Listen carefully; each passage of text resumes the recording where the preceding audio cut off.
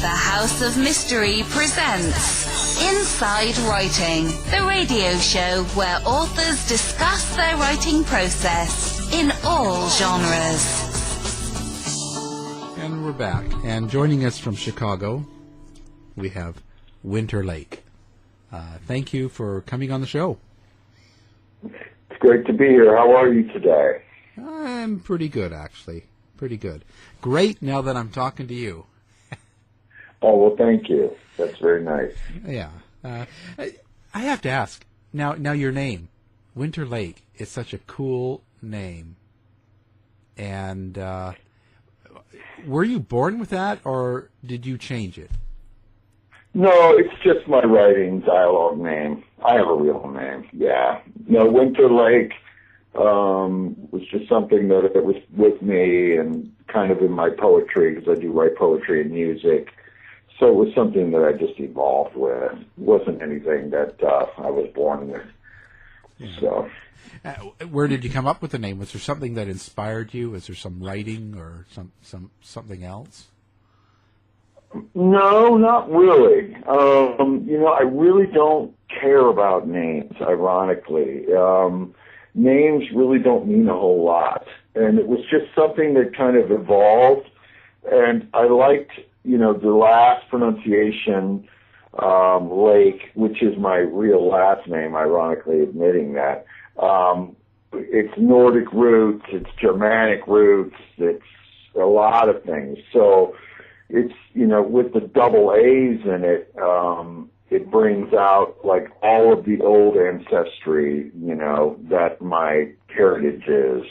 And I've traveled over there, been all over there, and I just feel at one with it. And, I'm kind of a gloomy person. Don't mean to be.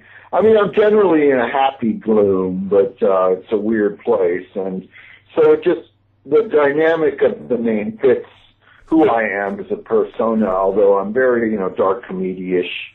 I do have a real strong sense of humor, and I'm a real person, I really don't care about ego, ironically. I have nothing to prove. Quite often I'll meet someone with some grandiose name, and they have some ego to match it, and it's just so annoying. You meet these guys, and it's like you have nothing going on. You're just some, dude who lives at home in your mother's basement, and you call yourself, Count something. It's just, so it's just a funny kind of thing, Yeah. And so now let's take me back to where you grew up, and was there something in some event or some happening where you started to get into more the satanic black magic area of your life? Well, I was born into it myself, just found it. My heritage, really ironically, it's been hit or miss. Most people in my family aren't this way, but I ironically just embraced it. It happened at a very young age. I would say about 5 years old. I got into a real strong interest towards the dark side, or whatever you want to call it. Even that's kind of a cliche.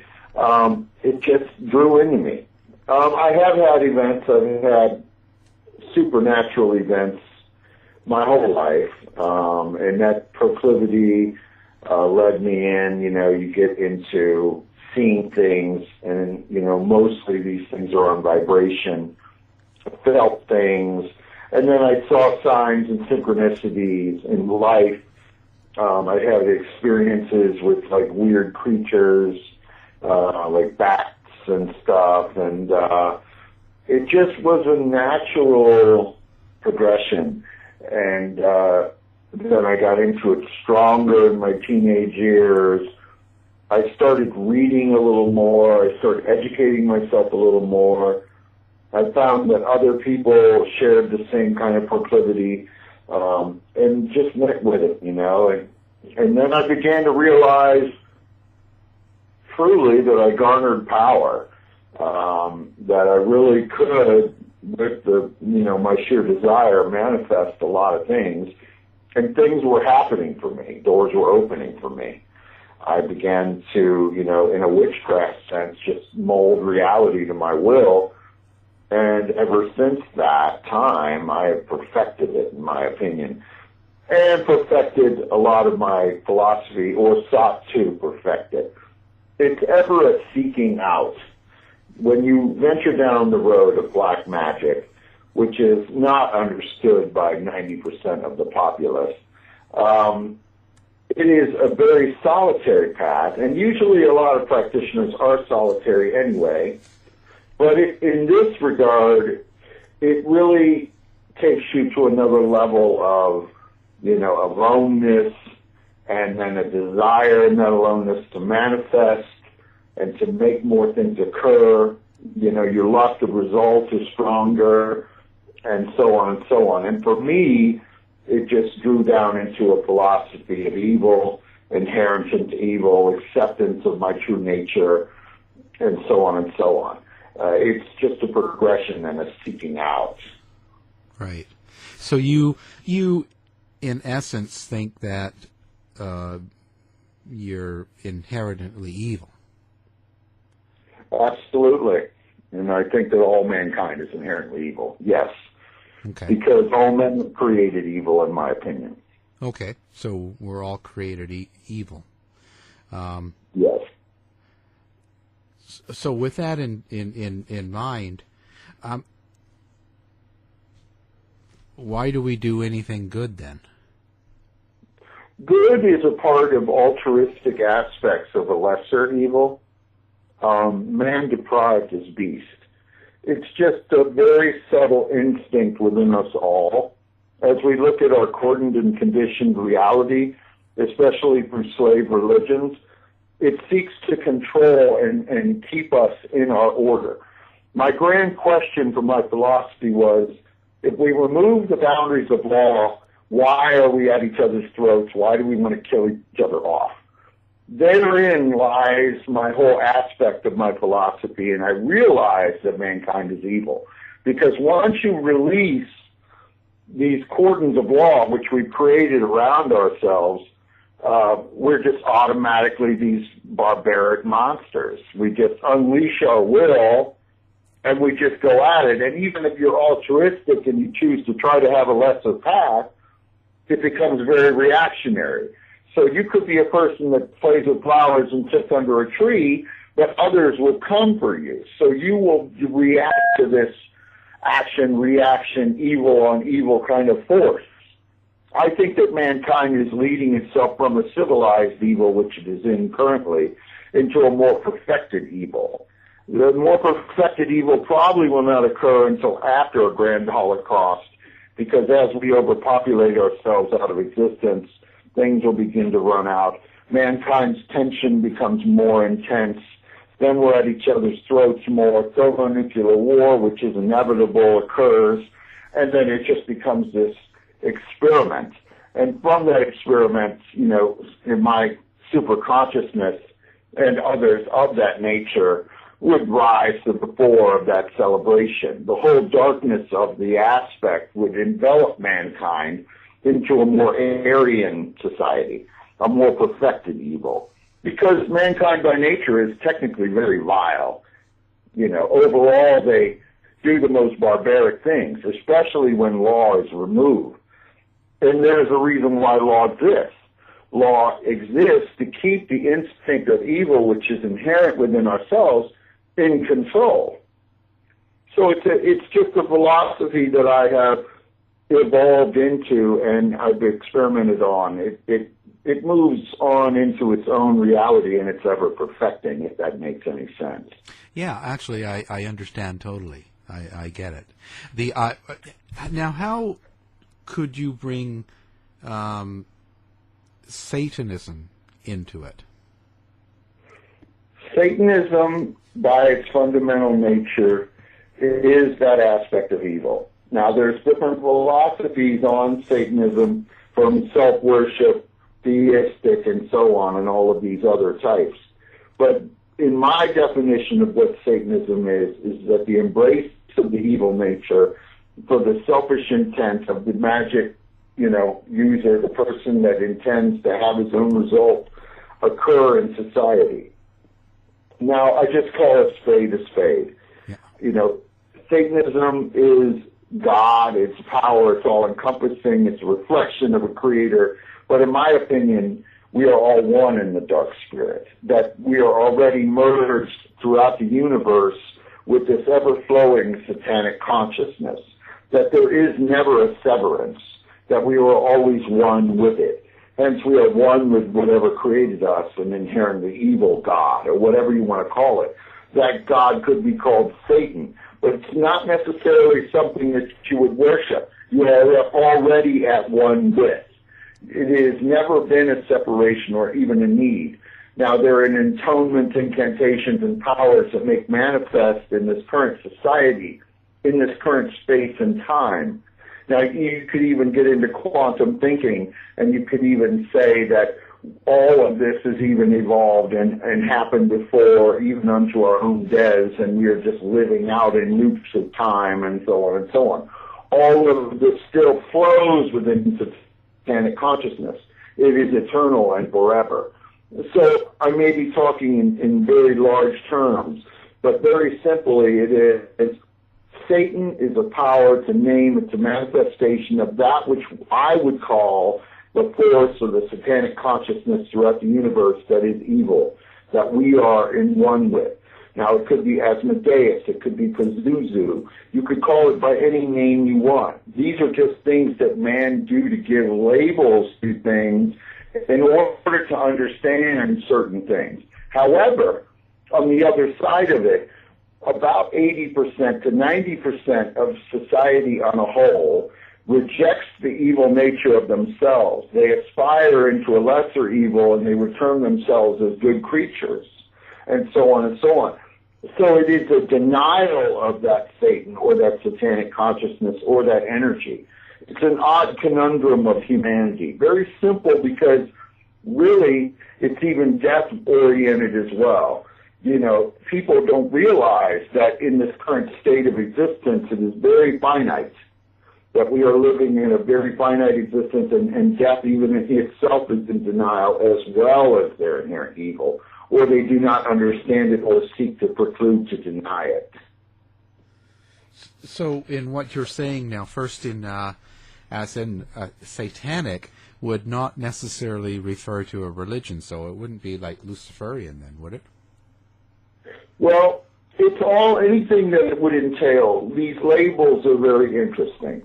Yeah. Luciferianism, Satanism, black magic, there's even paganism, witchcraft, whatever you want to call it, anything that is tapping into this force. And these different people tap into, they believe, different forces. But in my opinion, the source is all the same. And the labels are all the same. The force is all the same. And it's essentially the evil nature of ourselves that we are tapping into. Okay. Yeah, because I'm trying to put it in terms of, people believe in a Jesus Christ, or they believe in some sort of a God, and therefore the opposite is Lucifer, that is their devil. It's known as Satanism, and yet dealing with Satanists, like Laake Satanists, don't believe in a Jesus or Satan. Like, there's so many different variations. So you're saying it's just all-inclusive. It's just really one force. Everything is one force. The dynamics of messiahs have come and gone. Everyone always seeks exterior of themselves. Everything is within. Anton LaVey, I knew him when he was alive. He was into atheistic Satanism. That is basically essentially death worship and self-worship. It was like everything is you have in the here and now, and the materialism. That's all you need to have. Death is a great abstinence, and that's something in a fatalistic sense. Now, that's a great way to live, too, because if you're fatalistic, and I am very fatalistic, then you live every day to your tallest and highest potential. And there are different other aspects, but yes, the philosophy is divergent, and it moves around even from altruism to Christianity and so on and so on. But you'll also get into the dynamic like with the whole Muslim onslaught thing, where we believe the truth and that everyone else who doesn't believe is going to be under the cudgel, the hammer of death.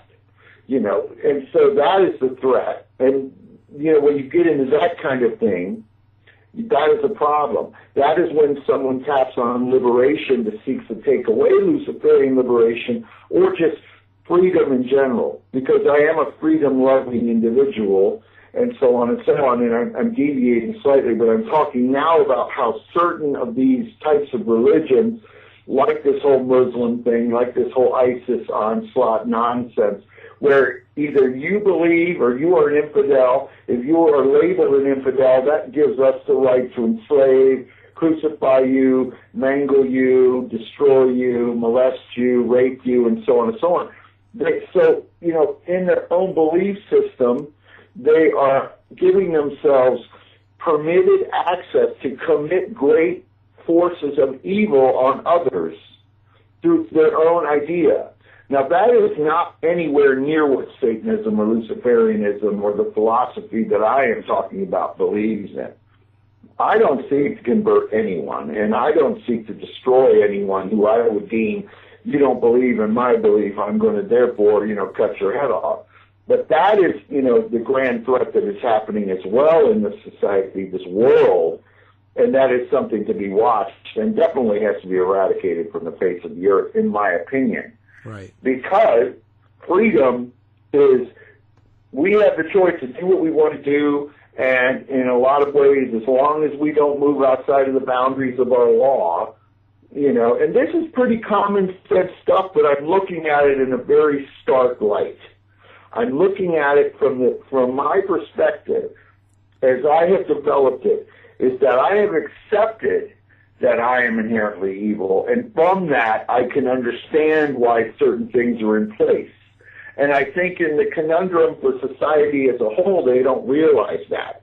But also, have a cudgel of death brought down on anyone that is deemed the infidel, or I have the right to go into a village and take off all the girls and kill the children and so on and so on. This kind of thing is nonsense and horrible. And it needs to be stopped, and I hope it will. Well, but do you think that in the big picture, like with the ISIS and that whole thing going on, that in itself kind of proves your point that we're all kind of evil by nature? And isn't that just one part of it? And even if we do wipe that part out, another evil will be around still. There will always be this evil. Yes. Yes. Different. Yes, there is a demonic pecking order. There is hierarchical levels of evil. And I kind of look at myself in a sophisticated evil, a civilized evil, in the current country that I live in, and the boundaries that I give myself. There's a lot of philosophy that says that evil has no boundaries. In a lot of ways, it does not, unless you put yourself in the boundaries. So yes, ISIS does quantify the low end, the most guttural nonsense of evil that mankind can stoop to. The most barbaric, that they are just out, these ruthless, horrible monsters that are, raping and pillaging. That would be what mankind's essential nature is. But through my philosophy, and even I accept that, and I understand that nature, I do not approve of it. I think that we need to become civilized, and I think we need to become more perfected in our evil. And it would take us to the farthest edges of the universe to get off of this rock, and we could fulfill our destiny and conquer it. Because it is our will as humanity to go out into the universe and conquer. But to do this in this guttural, horrible, barbaric sense is not really the way. It's not, and especially unleashing it on fellow humanity, because I don't really deem racism, I think all humanity is the same. I think racism is a waste of time. But we are on a terrible path. I mean, as I pointed out in the beginning of our conversation, that we are becoming overpopulated. This increases tensions. This brings about the disintegration of civilized order, and this brings about the disintegration of humanity as a whole through possible total annihilation. which is very, very much on the precipice. It's been there for a long time, but especially since the 1940s, since, we've developed these nuclear weapons, it's become more apparent. And I do think that it is naive to think that nuclear war could be staved off forever. Right. So do you have kind of an opinion of where it's all going? Well, you could look at this in a mathematical aspect and calculate really how our society is going up, on a scale.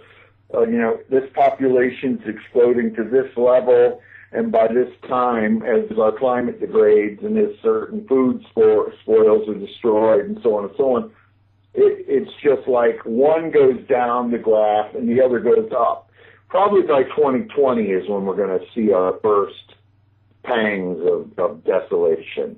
And then there's also going to be some intense scientific changes as we technologically advance and merge with our machines and so on. There's going to be a lot of different variables and things that could happen for us that could take us to the stars or down to the bedrock. It goes either way. Yeah. So how do you live your day-to-day life? I'm really set, brother. I really don't want for anything. I live really well, and I'm kind of on my own path. I'm a screenwriter. I do a lot of work in that field. I'm successful in that regard. I have no ego, and I'm not crazy about, as I said earlier, about all that. But my life is really nice. I live clean. I'm highly educated. I have no issues. But I see a lot of society on a whole that is kind of in fluctuations and changes and inundated with third world mindset. Right.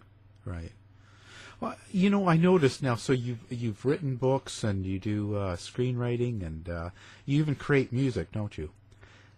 Yes, I do. I like music, yeah. Every day. So you're very, I guess we want to say, artistic or literature. That's great. How does the other side come now? I've also in my research now you do some remote viewing, and you've helped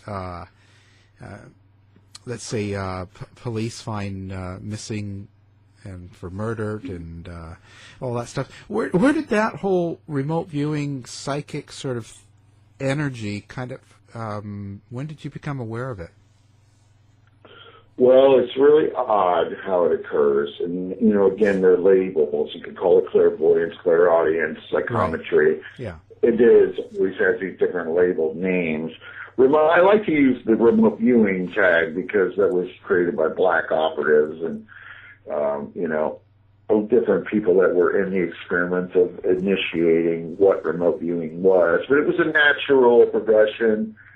I started looking at things, screen into the future, using divination tools, using tarot cards. I started looking and seeing, into the past and into the future. And I arrived at what I believed was, to be honest, quantum thinking, that I do think everything has happened before, even unto our death.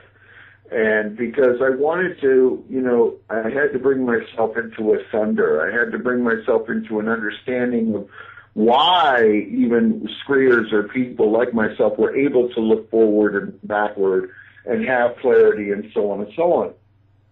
Because it had to have already occurred. And, I think lives in transmigration, on, and the energy is ever flowing in the satanic consciousness. But how it happened was I just would get interested in certain things as a teenager, certain missing persons. I would see articles and then I would, look at it, read it, and then I started to experience certain supernatural vibrations. I would see a street sign or clothes. I would see certain things, that would be carrying on with what it was. And, I was just able to find those people, and it's just odd how it occurred. Like one time I was in a restaurant and I heard this Irish guy talking, and I started talking to him, and we would just, this is how random it'll start. He's like telling me about his sister and so on and so on, and his sister had been raped and killed, and he could never find her. I told him this, and he was shocked by it. And then I told him the location of where he could find it, and the police went over there and they found her skull and so on. And so it can get really spooky. It can get really accurate. I do not do these kind of things anymore. I remote view for myself. I solve crimes for myself. I don't involve myself with law enforcement anymore because you just get deemed as a suspect. And I'm not looking to deal with that anymore. I'm not interjecting myself into those situations. It's not worth it to me to do so. It's, one of these things where you bring yourself into that, then the police start looking at you because that's how they are. They're just monkey see, monkey do, How does this guy know that this was this? When you have information that's only privy to the police and so on and so on. So that's how it generally started. It was a natural organic progression. And then I kind of perfected it. I still do it, but I do it for myself. I don't really do anything else for any other types of things. But remote viewing is very fun. And, I've gotten into remote influencing, which is just other different types of forms of black magic manipulation. So in the remote viewing, you actually go places. Correct. Have you ever tried remote viewing before? No, I haven't tried remote viewing before. I know people that have, but I haven't. I think you could. I have an intuition that I think anybody could really learn this if they really had the desire to. It begins in simple ways where you see objects and so on and so on, but then you begin to pick up on vibrations and you run with those initial vibrations and feelings and visions and so on, and then you can actually see things. And it's just, I think, the evolution of mankind striving to become more psychic, to utilize more of its mind.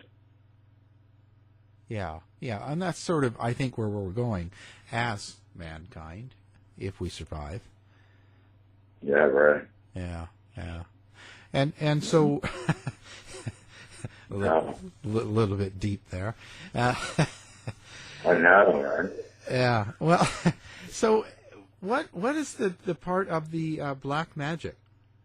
So, how does that fit into this? Like a little bit more specifically, where does it come from, and how do we use it? Well, black magic is, again, a term that I use for my own personal advancement. It could be witchcraft to somebody else. It could be white light projection to someone else. It could be anything to anyone else, but I choose to call it for what I feel it is. It's harnessed from... We at Wondery, creators of Dr. Death, Scamfluencers, and Over My Dead Body, go deeper into complex true crime stories to give you an inside look at the facts. And now we're launching the ultimate true crime fan destination, Exhibit C. It's truly criminal. Wondery's Exhibit C gives you the detective's lens of all of the evidence, taking you step by step through the twists and turns of each true crime case.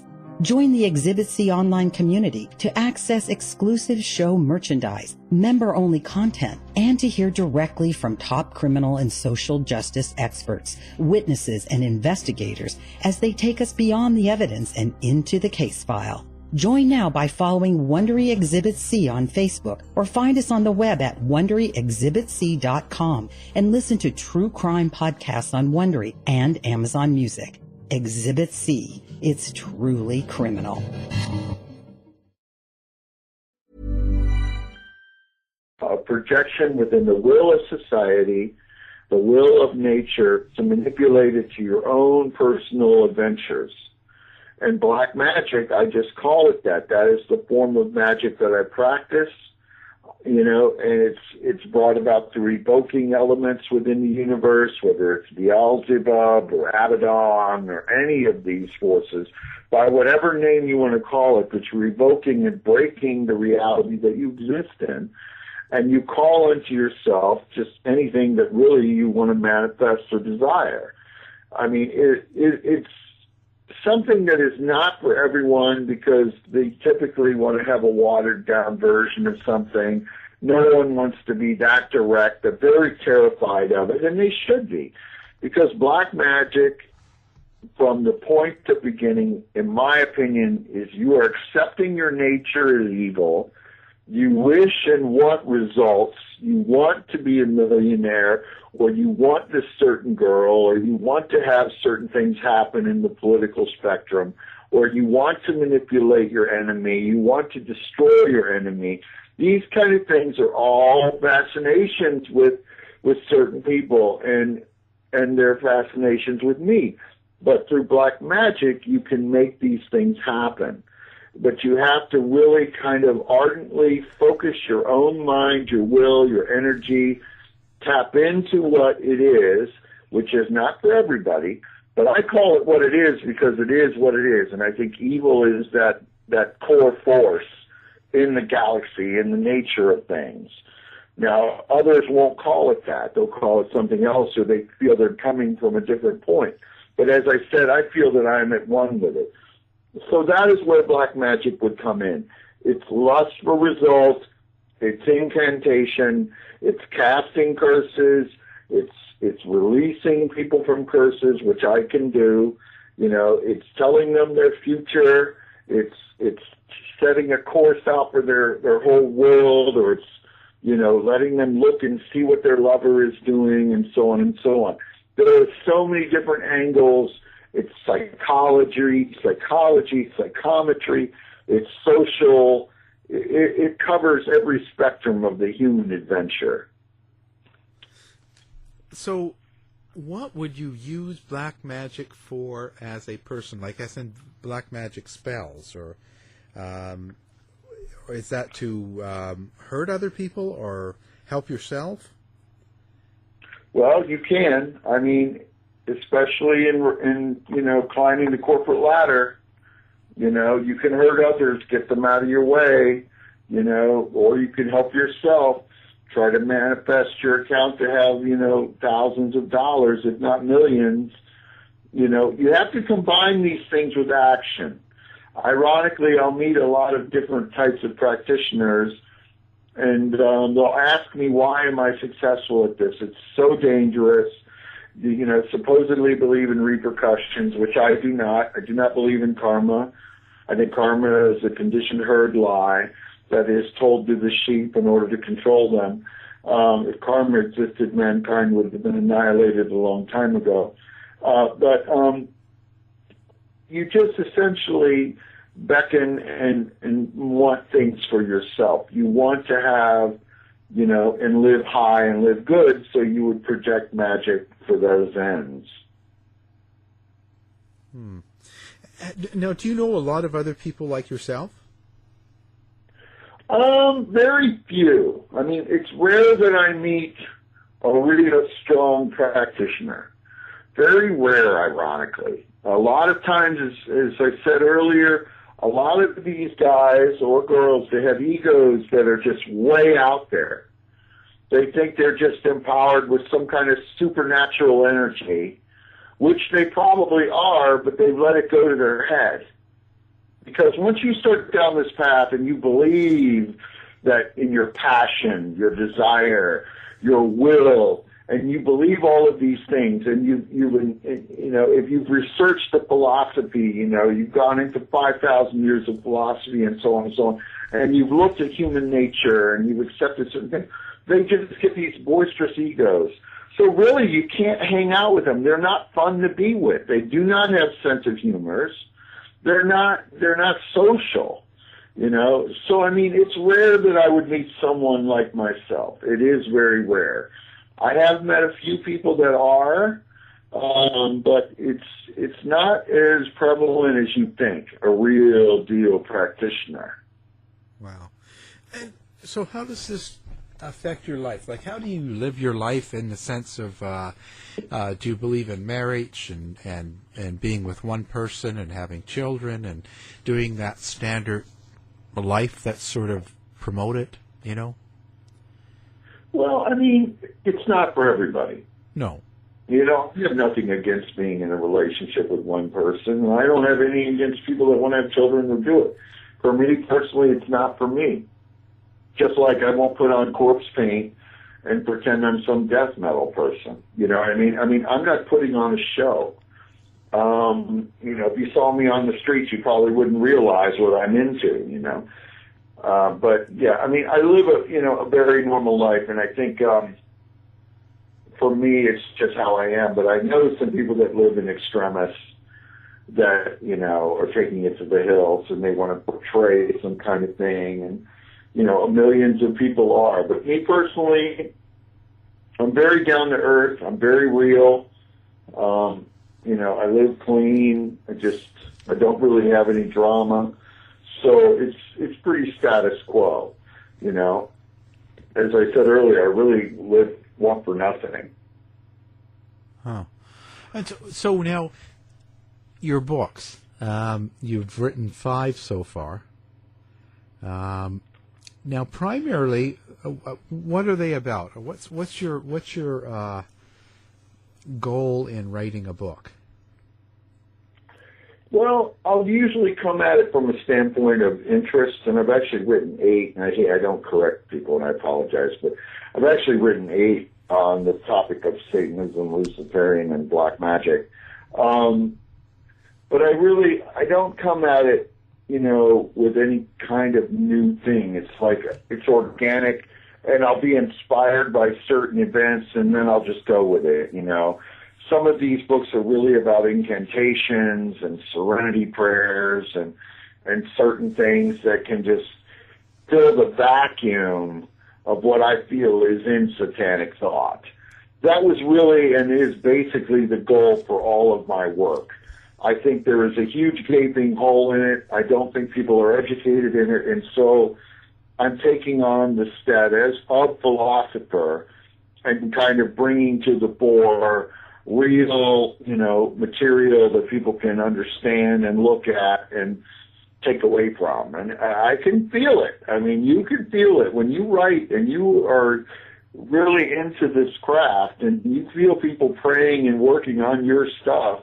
It definitely is a very powerful feeling, and I can see how you could become an egomaniac and it can go to your head. But each book comes from its own natural, organic progression.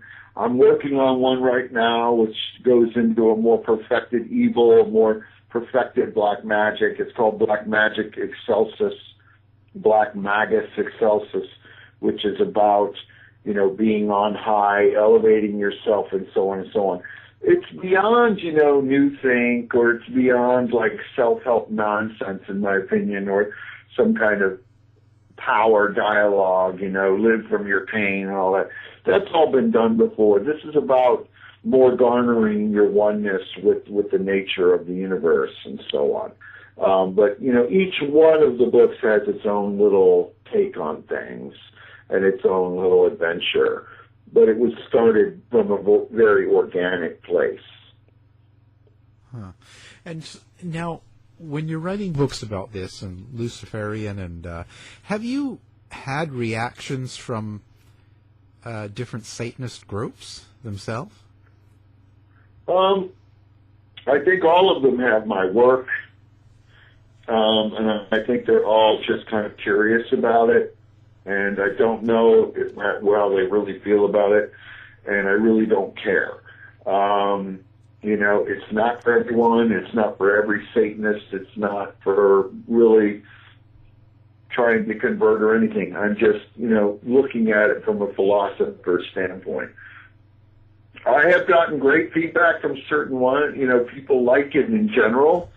I'm sure that it's, you know, not accepted in whole, because I know different types of Satanists really, as I said, are kind of ridiculous to get along with. It's kind of like herding cats or something. I mean, everyone is just really out for themselves And I don't know if unified Satanism is ever possible. There is, great power in unification, but, it's inherent within Satanism that you get into these hierarchical orders, a demonic pecking order, and so on and so on, where people always want to have a one-upmanship and so on and so on. I'm trying to, through my philosophy of Satanism, to get away from all that. I see that all as a waste of time, because it doesn't get anyone power and it doesn't make anyone a lot of money. It just becomes a stupid bitch fest. Yeah. Yeah, there's really nothing that comes out of it, being a high priest or whatever that is. Yeah, everyone's got that label. Everyone is a high priest. Everyone is some kind of, renewed guru, or they know the way. I mean, these people are breeding like rabbits. It's kind of like these ghost hunters, It's ridiculous, It's like everyone's a ghost hunter now. I mean, it's just becoming a cliche or a concept or a phase that someone's going through, I mean, and typically a lot of times it is a phase, because, this week they'll think, oh, I'm into like Satanism or whatever, and next week they'll be into like dragons or something, Yeah. Now, so if I can ask, how old are you? I really don't want to go there. Well, I've with it, but you never know it, and I don't. That's kind of like personal to me. Yeah. Okay. Yeah. No. I just wanted to know how long you've been practicing. Sort of. I want to see kind of. I've been practicing for a while, but yeah, I don't even deem age. I mean, I've written about a satanic singularity, which is coming up, and I hope that all the Kurzweils people and everything get that together, because I want to jump on that bandwagon and try to live forever. But, I don't want to go there, brother. No. That's okay. I mean, I feel that way myself. I think I'm 53 myself. So, wow. So there you go. Yeah, you don't look 53, so that's good. Well, that's a good thing, but it doesn't really change. You are what you are, right? True. Right. Yeah. And you said you were on this path for some time. I mean, you're on a supernatural venture as well. So been all my life. That's why I was sort of relating to kind of see how a lot of the things you say I actually understand. I personally understand it, not just mentally when you say it. So I kind of relate to what you say. I agree with a lot of what you say. So that's why I wasn't trying to get an age out. I fully understand. I mean, I know, and it's good to speak with someone who is sort of on the same page, because I run into a lot of people that are stuck into the Lucifer God construct, or they're putting their faith in a Bible or a book or something. I mean, or into Islam or Allah. I don't think you should put your faith in anything, especially a book or a Messiah. I think you need to just believe in yourself and flow with your own energy.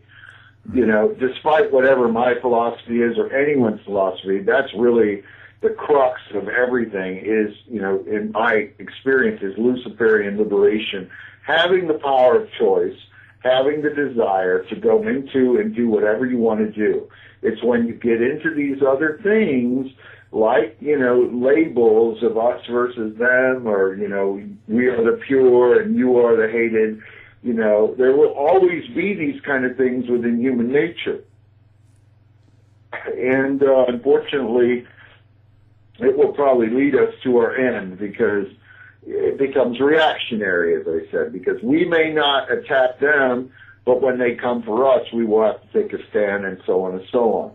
And it's odd how things are getting more that way over and over. And I think a lot of people are falling to what I term as slave religions, and they're getting into that construct, and it's gonna go down. It's not going to be this friendly handshake kind of thing, and you're the altruists, or you have this weird philosophy. They're gonna you're gonna get the sword, and you have to meet a sword with a sword, and you have to live by the sword. And if you don't, they're going to take your kindness or weakness, and they're going to slaughter you, or they're going to take your children, and it's just unacceptable. Wow. Do you ever think, but there's no real answer to that, is there? Not within human nature of the factors of evil, Yeah. Sheeple are in the whole conundrum of their building, their construct, their whole nature is almost at this point totally into false celebrity reality and, consumerism, and it's just a cycle of death and destruction, which is eventual, because as things begin to run out, then the true nature of man, is the instinct, is going to come to the fore, which is essentially survival, but it means that we survive and you don't. Or, and they label, and it's just going to be a horrible experience, because they're putting their faith in a lot of these things. But the whole nature of mankind is a festering time bomb. We are 7 billion terrible. We're sheeple of the lie. And soon there's going to be children of the purge, where everything will have to be finding its consummation through an apocalypse. And it's unfortunate, because really it would be nice to be the guy with the flute who sits under the tree and no one bothers him. But unfortunately, you're going to have savages or whatever, and they will come for him. So even though his opinion, he may be a pacifist, and I personally don't think there are anything in a form of pacifism is acceptable to me, because I think pacifism is cowardice, in my opinion. But, let's say he is, or that's his path, they will come and kill him, or whoever they are, when those events begin to transpire in an apocalyptic downfall. So, is there anybody that you pray to? I am at one with. Prayer is, I like the word prayer. I like the word incantation. I like the word evoke. I use a lot of this stuff within my books. I don't really pray to anything. I'm already at one. So, I'm through more evocation. I pray to a satanic force within the universe, if you were to say it like that. But I'm at one with this. It's not necessarily something that I worship. I worship myself, and I worship, the world as it's been given to me and so on, if you were to even use that word. But, technically I really don't worship anything, and I'm just kind of at one. It's kind of like an H.R. Giger painting. Everything is so intertwined and interconnected that the beauty of the darkness really shines through. There's a lot to quantify. I don't mean to be so high-minded. I hope I'm not coming off like that. No, it's good. It's good. It's good to kind of get your points, to get kind of how you are doing what you do. So there's really no, you don't really belong to a church per se then? Or a group? No, not necessarily. No, I don't really belong to an organization. There are a lot of organizations and so on, but I just don't. I'm a solitary practitioner. I'm on my own path, and I'm more, a philosopher as well. I know I've used that several times, that term, but I really am. I really, I sit and I think, and I try to seek out certain answers, as any other thinker or teacher would do.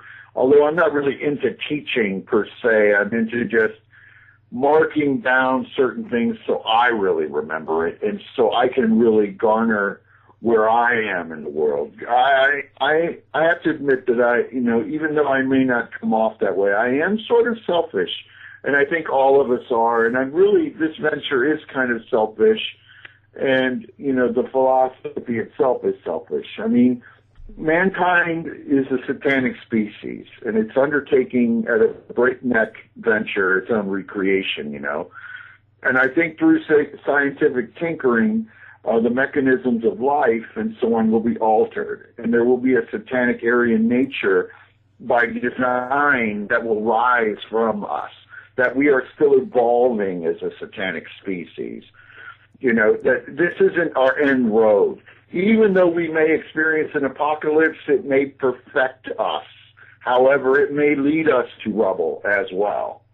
So I mean, it's not necessarily looking at it where I can just, I want to go into an organization and be a part of that. I mean, there are some very interesting ones. The Satanic Temple is very interesting, although they're more into civic and political constructs. They're more interested in trying to challenge certain laws in the United States, and that's where I say our. I mean, that's where I live, and that's where I experience things. They're probably one of the most interesting things going. But I found that sometimes these things peter out. A lot of these different groups, they come and go, or they don't have the punch that I would want to have. So I just kind of stay solitary. Wow. Well, so where do you see yourself going over the next 5 years? Well, I want to be, very rich still. Most of everything I own is paid off. I just want to really live high as much as possible and be sophisticated and experience and write more, and just try to live out the life I have in a very fatalistic sense, because I do not think that we have much longer. Ironically, my vibe on things is as we overpopulate, and I know I've said this, I think that there is a cataclysm to come. So I'm just kind of living every day like it's my last. And if we can go another 5 years, it'd be great. Well, so you think it's that quick? Well, yes. I mean, we're just going to begin to run out of things. There are certain reality is fast becoming foreclosed. And I think that overall, even, as I said, through scientific tinkering and so on, we might be able to alter ourselves. We may not make it. It's going to happen all within the next 5 years. I think that by 2020, we're really going to be at a settled space. I mean, if someone told me in 99 I'd make it this far, or society would have made it this far, I would have said, wow, I don't know.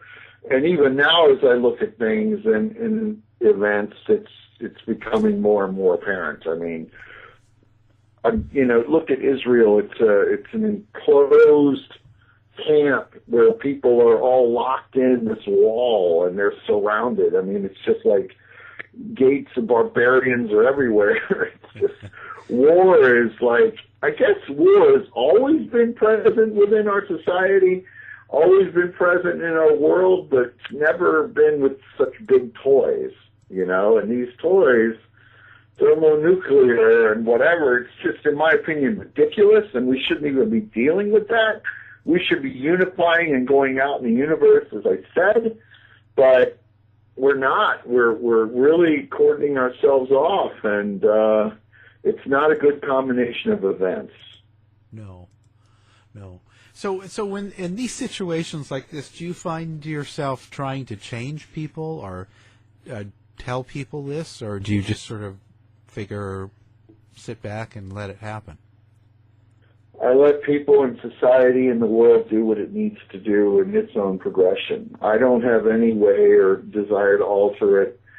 There's nothing that really can be done. I mean, people are going to run their own course, and they're gonna run their own lie. I mean, it's a different time, and society is shifting. And it'd be great to see that it could go another 20 years or so on and so on. I mean, there's a lot of variables and a lot of things that could happen. There could be supernatural alien contact. There could be anything at any moment that could change mankind at a blink of an eye. But right now, as it stands, mankind is its own worst enemy. Yeah. And so does that put you, does that change you? You pretty much are saying that you live and do what you kind of feel you feel the urge to do, sort of like this is, you're taking care of yourself here, your needs. Right. Now, so does this change you in the fact that, okay, the world's going to end in 5 years, let's just say, or something? Would it change the way you're living now, any? No, because I'm very fatalistic. And I recommend anyone to live every day like it's your last. You want to live at your highest and best. You want to, overcome whatever struggles you have, and just realize that it's a very mortal existence, at least right now. So no, it doesn't really change me at all.